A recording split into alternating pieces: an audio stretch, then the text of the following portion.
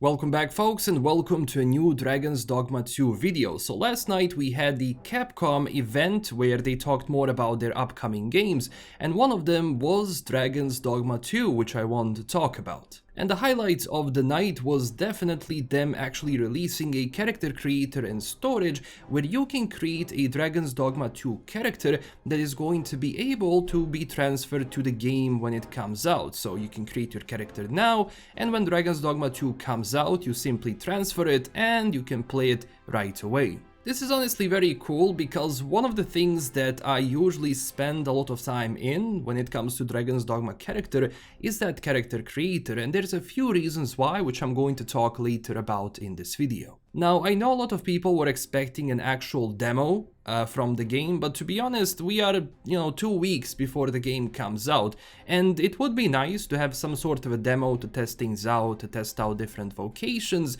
but usually those builds take a while to make, and I would rather them spend time to polish everything before the game comes out, because ultimately that's the experience which is going to count. So over the past 2 hours I've spent creating my Arisen and my main pawn in the character creator. Keep in mind that you will be able to create up to 5 Arisen characters and up to 5 main pawns. And one of the additions when it comes to Dragon's Dogma 2 is also the Beastern race. So in general, your character can be human, he can be a Beastern, or at the same time, if you want to create an Elven character, an elf, you will be able to do that because there are, customization options which allow you to go into that. So one of the first things which I noticed when I started creating my character is just the quality of how these characters look. Now, a lot of that can be contributed obviously to the RE engine that Capcom has been using, which has been extremely successful for their previous remakes like with Resident Evil games and so on. And to be honest, I was looking forward to seeing how this is going to look like in Dragon's Dogma, because one of the things which I like about RE Engine is it's incredibly detailed, it looks nice, but at the same time I didn't really have huge issues running their games on my system, and they were pretty much stable for most of the parts, so that's why I really like how this engine looks and plays. So right off the bat, if you're playing Dragon's Dogma 1, one of the things that you know is that you are able to really shape and mold the character which you want. In Dragon's Dogma 2 they really expanded on that, so you are able to really mix and match various parts of the body. The character creator is incredibly detailed to the point where you can really go into detail of the face and pretty much move around each bone and the muscle of the character. And one thing which really stands out to me is also that you can pick and choose how many teeth your character is going to have, so you can individually choose how many teeth and which ones are going to be there. It's fun. Why not? When it comes to other things, like for example eyes, the iris of the eye, the color of it, you have various sliders which can pretty much change each part of the eye. To be honest, I don't have a lot of games in the past which kinda did that to this point. Now, having an ability to do this, especially in an RPG like this, is amazing. Now, it's not all about the looks when it comes to Dragon's Dogma, so one of the big changes here which people are going to notice is the height. So height, weight, how your character actually looks like body-wise does play a role in Dragon's Dogma 1 at least, and I'm sure it's gonna play a role in Dragon's Dogma 2. So for example, right now the shortest that your character can be is 160, and I believe in Dragon's Dogma 1 it was 140. Now the reason for it is that you actually had some areas of the map in Dragon's Dogma 1 where you were able to enter only if you were small. And if you were a taller character, for example, if you were a warrior, let's say, and you were wielding a two-handed sword and you had huge arms, your reach is going to be bigger, and at the same time your character is going to be faster because, well, you are bigger and the actual range of your feet and your legs is going to be bigger as you walk. So when it comes to that, definitely pay attention on how your character is going to look like, because, well, that's going to be playing a role. And as it was in the first game, you will be able to set your voice, how your character is going to sound, but keep in mind that your character is not really going to be a fully voiced protagonist. So what this means is that this voice is mostly going to be around various things like when you attack, when you receive damage, when you roll. So the comments which your character does make, like those huffs and puffs, well, that's the voice you kind of have to think about. And at the same time, you can pick your starting vocation, being that it's a fighter, mage, archer, and thief. Do keep in mind, obviously later on as you progress through the game and once you reach a character that can do it, you will be able to change your vocation or have those advanced ones that we talked about, like Mystic Spearhand, Magic Archer, Trickster, and more. So the feel of the game, even though it's just a character creator, it's very much similar to the first one. And I'm pretty sure if you play Dragons Dogma 1 for a long time and when you enter Dragons Dogma 2, I think the familiarity of it is going to be as you never left, which is a good sign. Now besides character creator, they talked more about the game itself and some of the features and gameplay elements we can expect. If you play Dragons Dogma 1, a lot of these features are going to be very familiar to you, but I'm gonna go through some of them.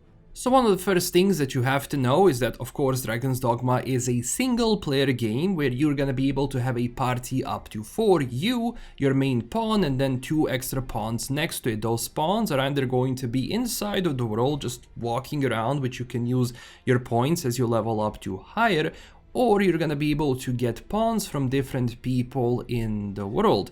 By that I mean, if I create my main pawn and I say, okay, my pawn can be used by different players, that means that you can potentially find that pawn and play with him in your party. Do keep in mind that obviously you don't lose anything with this, nor your pawn is going to disappear, so you don't have to worry about this. This is pretty much a pawn sharing feature which was already a present thing in Dragons Dogma 1. But one of the main differences in the second game when it comes to how those pawns react is going to be about different quests. Now, in the previous game, pawns which have certain knowledge, which were already, let's say, on that quest, on that location with a different character, can potentially guide you in a right direction and tell you, okay, this is where you need to go, this is what we have to do, here you have a hidden passage, and so on.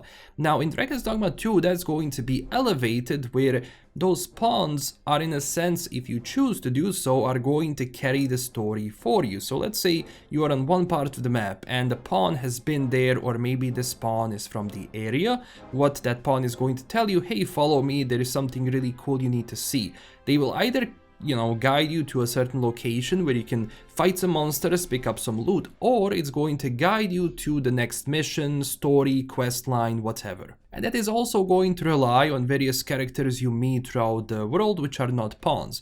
As you meet those characters, they will be giving you various quest objectives and quest lines which are going to progress the story. Now, keep in mind, besides all of these like side stories and stories that you have from various characters, it's also going to be the main story, which is going to be on the side.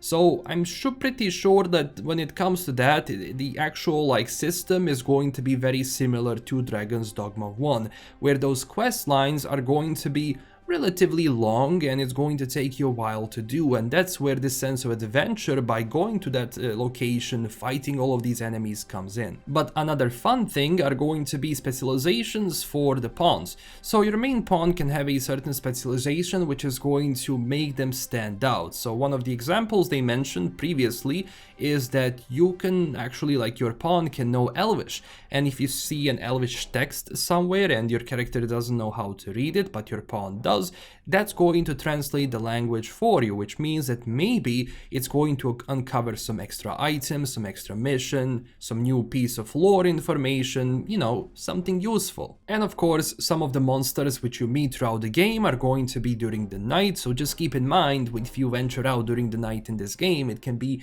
potentially very dangerous if you're not prepared.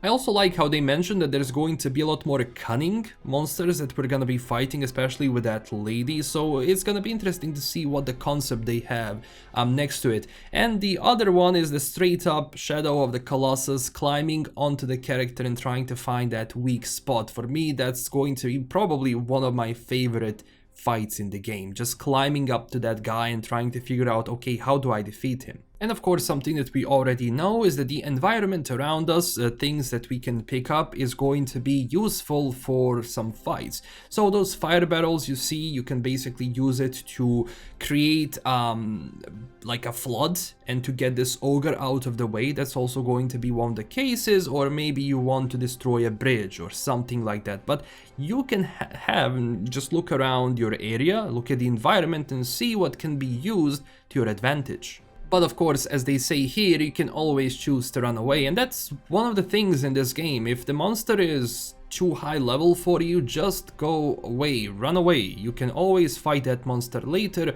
or meet that monster along the way somewhere else, depending if it was an event or something else. Like for example, here they fight a griffin, and one of the things that they do is they kited a griffin into the city, so other people are going to join in, and of course, as they said, some are going to run away while the others are going to fight.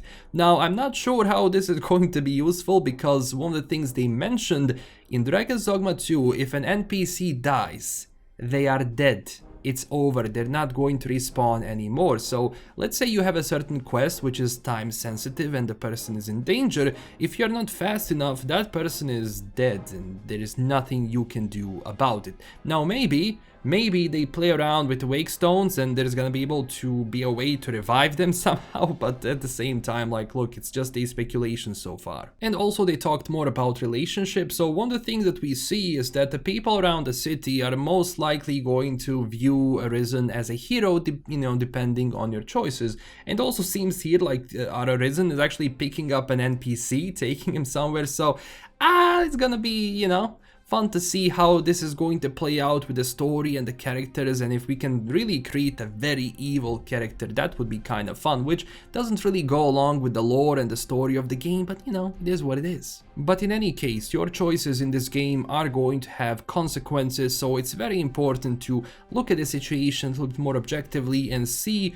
what's going to be the benefit of it and how are you going to approach that quest. Another thing which was fun is the way you can tackle certain quests, like either sneak around or even counterfeiting items. And the thing is, you don't know if this counterfeit item is going to pass or not, so you will be taking some sort of a risk with this. And all of these decisions go perfectly around with the save system, because if you don't know, in Dragons Dogma 1 you have only one save per character and it's going to stay in Dragons Dogma 2. So chasing throughout your decisions and trying to, let's say, load here, load there, it's not going to be that easy. So you really have to think through what your character is going to do, because sometimes maybe you won't be able to reload and try again. And of course, at the end, when it comes to some of this gameplay we have seen, a lot of that is repeating from the previous gameplay segments we have received, but overall, like, graphically, the game looks absolutely insane. Now, there is also one more discussion that people have been actually talking about for the past few days, and that is frame rate.